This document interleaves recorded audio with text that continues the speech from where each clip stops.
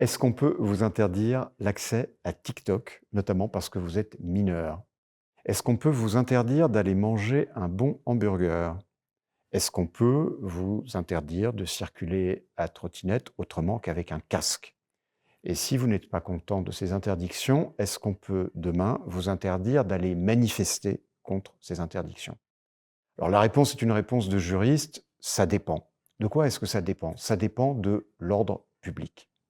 Il faut commencer par quelque chose de simple et j'espère d'éternel, la liberté.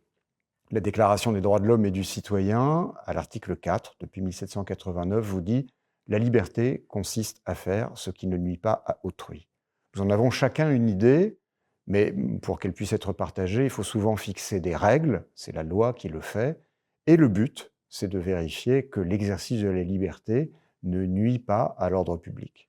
En quoi est-ce que la liberté va donc consister pour ne pas nuire à l'ordre public? L'ordre public, depuis 150 ans, nous le définissons comme étant de veiller au bon ordre, à la sûreté, à la sécurité, à la salubrité.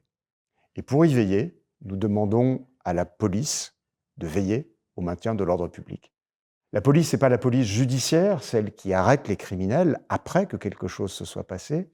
C'est la police de fonctionnaires, la police que fait un principal de collège dans son collège, la police que fait un agent de l'environnement pour préserver l'eau, la police que fait un agent d'ambassade pour délivrer un visa, c'est-à-dire une manière de prévenir les troubles à l'ordre public en appliquant la règle.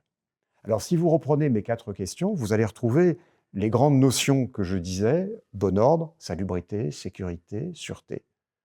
Interdire TikTok, c'est parce qu'on pense que ça va porter atteinte à votre sécurité, peut-être même à votre santé mentale. On a interdit TikTok, par exemple, en Nouvelle-Calédonie, parce qu'un État étranger finançait des messages de haine et demandant de recourir à la violence. Le hamburger qui vous rend malade, c'est parce qu'il n'aura pas été conservé au frais. Alors le bon ordre, c'est de préserver la salubrité en fixant des règles de conservation et de réfrigération. Et puis l'interdiction de circuler à patinette autrement qu'avec un casque, c'est parce que sinon vous pourriez évidemment vous blesser, devenir une personne en situation de handicap à la charge de la collectivité. Et bien entendu, on veut éviter que vous portiez atteinte à votre propre sécurité.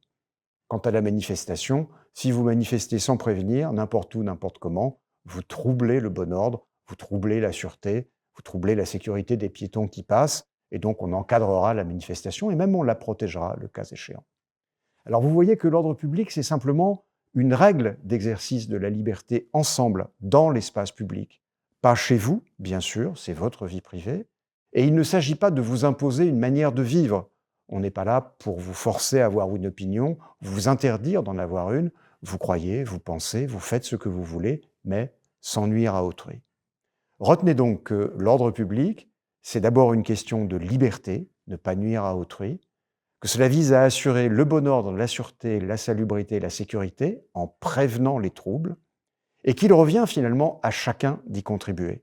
Avant la règle, avant le policier, avant le juge, le gardien de l'ordre public, c'est vous. Demandez-vous ce qui nuit à autrui, réfléchissez-y ensemble, demandez-vous ce qu'aujourd'hui et demain, vous, comme moi, nous ferons pour préserver l'ordre public, parce que c'est la condition de notre liberté.